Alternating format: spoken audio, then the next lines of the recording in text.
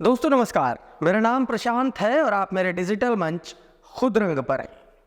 दोस्तों इन दिनों चर्चा हो रही है हरियाणा की, इसलिए ये वीडियो भी हरियाणा पर ही है, लेकिन दंगों पर नहीं है। दंगे के पीछे बिछाई गई सियासी बिसात पर है। हरियाणा के उस उलझे हुए जातिगत समीकरण पर है जिसने इस बार के विधानसभा चुनाव और लोकसभा चुनाव से पहले सत्ताधारी भारतीय जनता पार्टी के लिए मुश्किलें पैदा कर दी। 31 जुलाई को ब्रिजमंडल यात्रा के दौरान लगभग 2 बजे के आसपास दंगा शुरू हुआ 80% मुसलमान वाले हरियाणा के नूह जिले में, लेकिन इसका असर हुआ राजस्थान और दिल्ली से सटे गुड़गांव और नोएडा तक। यह दंगा किसने शुरू किया, क्यों शुरू हुआ, इसके पीछे किसकी साजिश है, यह सब पुलिस जांच में सामने आने की उम्मीद आप कर सकते हैं। लेकिन मैं आपको यह जरूर बता सकता हूं कि अगर इस दंगे से हिंदू मुस्लिम का ध्रुवीकरण हो जाता है तो चुनाव में किसका फायदा होगा। इस दंगे के बाद हिंदू मुस्लिम में वोटर बटेंगे या नहीं बटेंगे, और सबसे अहम बात यह कि क्या आने वाले चुनाव के लिए चला गया दंगे वाला ये दांव सही निशाने पर बैठा है या नहीं।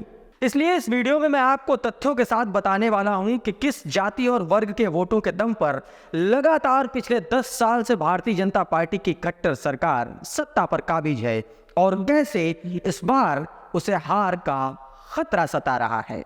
दोस्तों हरियाणा में दंगे के बाद यह चर्चा हो रही है कि 2024 में जो विधानसभा और लोकसभा के चुनाव होने वाले हैं उनका परिणाम किस पार्टी किस दल के पक्ष में जाएगा, क्योंकि जिस तरह से दंगे हुए और उसके बाद जाट राजपूत और गुर्जर समाज ने दंगाइयों से किनारा किया, उनके खिलाफ सोशल मीडिया पर लिखना शुरू किया, जिस तरह से गुर्जर जाट और राजपूत समाज के नेताओं ने खुलेआम ऐलान किया कि वो बजरंग दल और वीएचपी जैसे संगठनों के साथ नहीं है, तो उसके बाद से सत्ता से जुड़े लोगों को यह समझ में आने लगा कि अब कुछ नहीं हो सकता।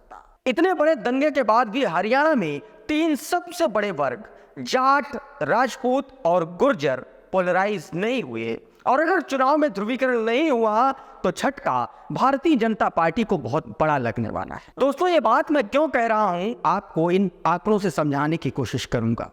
दोस्तों हरियाणा में दंगे के बाद राजपूत समाज और जाट समाज ने राइट विंग संगठनों से किनारा किया और दंगों में उनका सपोर्ट करने से साफ मना कर दिया। जाट महासभा के सचिव युद्धवीर सिंह ने साफ तौर पर कहा कि मेवात हिंसा के मामले में बजरंग दल की ओर से जाट समाज को उनका साथ देने का आह्वान किया गया था, जिस पर जाट समाज ने उनका साथ देने से साफ तौर पर मना कर दिया था। उन्होंने कहा कि जाट समाज सेकुलर है और उन्होंने हमेशा सही बात का सपोर्ट किया है।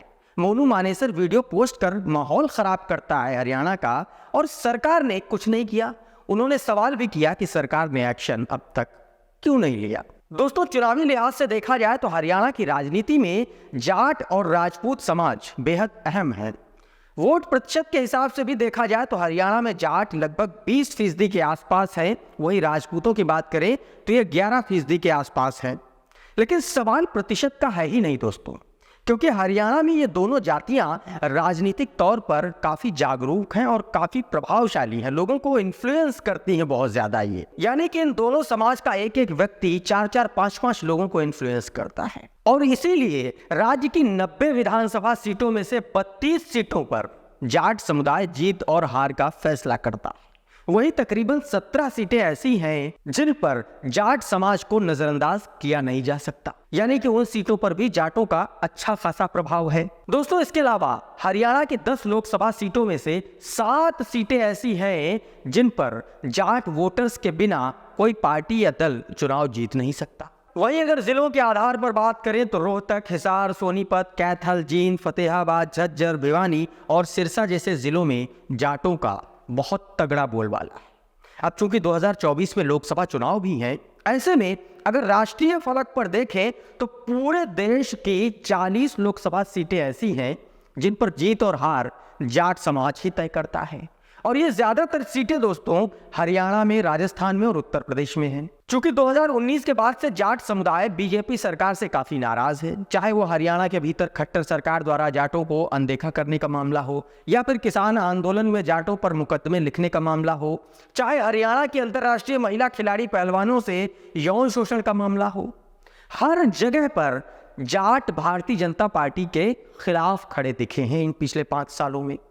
पिछले महीने दिल्ली में बीजेपी आलाकमान तक यह बात भी पहुंची कि अगर जाटों की नाराजगी समय रहते दूर नहीं की गई तो चुनाव में भारतीय जनता पार्टी को तगड़ा नुकसान होगा, विधानसभा और लोकसभा चुनाव दोनों में। 2014 और 2019 के विधानसभा चुनाव में आंकड़ा देखें तो पता चलता है कि इन दोनों ही चुनावों में जाट और राजपूत समाज ने बीजेपी का अच्छा खासा सपोर्ट किया था। और इन्हीं सब चर्चाओं के बीच हरियाणा के एक ऐसे इलाके से दंगा शुरू हुआ जिसकी आंच राजस्थान से लेकर के उत्तर प्रदेश तक भी पहुंची, क्योंकि नू जिस मेवात रीजन में आता है वहां की सीमाएं यूपी से भी लगती हैं और राजस्थान से भी लगती हैं।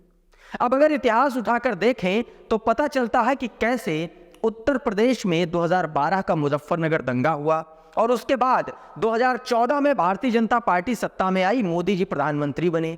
उसके तुरंत बाद 2017 में उत्तर प्रदेश के विधानसभा चुनाव हुए, वहां पर योगी जी मुख्यमंत्री बने, बीजेपी की सरकार बनी। चुनाव के बाद ये एनालिसिस किया गया तो पता चला कि बीजेपी को पश्चिमी उत्तर प्रदेश में सबसे ज्यादा फायदा धार्मिक ध्रुवीकरण से हुआ। अब उसी बिसात पर हरियाणा बिछा हुआ है, लेकिन यहां गेम दोस्तों उलट गया। यहां जाट, राजपूत और गुर्जर समाज दंगा भड़काने वाले उन संगठनों के खिलाफ खड़ा हो गया है जिनका बचाव सत्ता और सरकारी मशीनरी में शामिल लोग कर रहे हैं। तो कुल मिलाकर के सत्ता के शतरंज पर दंगा लिखा तो बड़ी चालाकी से गया था, लेकिन वो दंगा हरियाणा के सबसे बड़े वोटर ग्रुप जाट, राजपूत और गुर्जर समाज को बांट नहीं पाया। सरल भाषा में कहें तो वो जाट, राजपूत और गुर्जर समाज को ये दंगा हिंदू बना नहीं पाया। बाकी चुनाव और दंगे का रिजल्ट 2024 की मतगणना के बाद पता चलेगा। लेकिन इस मुद्दे पर आप क्या सोचते हैं, अपनी राय हमारे कमेंट बॉक्स में जरूर दीजिए। वीडियो पसंद आया हो तो उसको लाइक कर लीजिए, शेयर कर दीजिए। चैनल पर नए हैं तो चैनल को सब्सक्राइब कर लीजिए। वीडियो अगर आप हमारे फेसबुक पेज पर देख रहे हैं तो हमारे पेज को फॉलो जरूर कर लें। बहुत बहुत धन्यवाद।